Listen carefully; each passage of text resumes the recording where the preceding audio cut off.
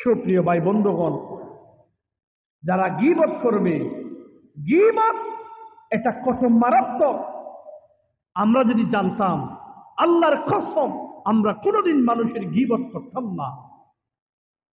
আমাদের সমাজে, আমাদের পাড়ায়, মহল্লায় যদি কোনো মানুষ, ছেলে হোক মেয়ে হোক, যদি জেনা করে সেটা যদি প্রমাণিত হয়ে যায়, ঘৃণায় তার সাথে কি মানুষ কথা বলে? মানুষ বলে, দূর একটা দূর, তুমি একটা জেনাকার, তুমি জেনা করো, তুমি আমার কাছ থেকে দূর, তোমার চেহারা দেখাও পাপ। আছে না নাই? সুপ্রিয় ভাই বন্ধুগণ, আল্লাহর প্রিয় হাবিব বলেছেন, একজন ব্যক্তি জেনা করলো, আরেকজন ব্যক্তি আরেকজন মানুষের গীবত করলো, জেনাকারীর গুনাহ আল্লাহ রব্বুল আলামিন মাফ করে দিবেন যদি তওবা করে। কিন্তু আরেকজনের গীবত যে করেছে, সেই যদি 1000 বার তওবা করে, আল্লাহর প্রিয় হাবিব বলেছেন তার তওবা আল্লাহ রব্বুল আলামিন কবুল করবেন না। হাদিস শরীফ থেকে শুনুন ভাই বন্ধুগণ, আল গীবাতু আশাদ্দু মিনাজ জিনা, জেনা হচ্ছে এটা একটা কবিরা গুনাহ, কিন্তু গীবত করাও কবিরা গুনাহ। কিন্তু গীবতকে আল্লাহর প্রিয় হাবিব বলেছেন গীবত হচ্ছে জেনার চেয়ে মারাত্মক গুনাহ। জোরে বলুন নাউযুবিল্লাহ। গীবত জেনার চেয়ে মারাত্মক গুনাহ।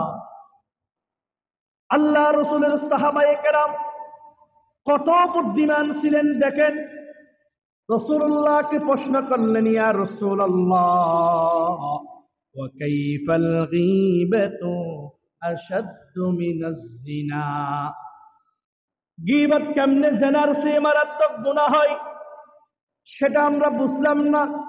আল্লাহর প্রিয় হাবিব বলেছেন, ইন্নার রাজুলা লা ইয়াজনি ফায়াতুবুল্লাহু আলাইহি, যদি কোনো ব্যক্তি ভুলে জেনা করে, ওই ব্যক্তি যেন আল্লাহর কাছে যদি তার ভুলের জন্য ক্ষমা চায়, আল্লাহ রব্বুল আলামিন তার জেনার গুনাহ মাফ করে দেয়।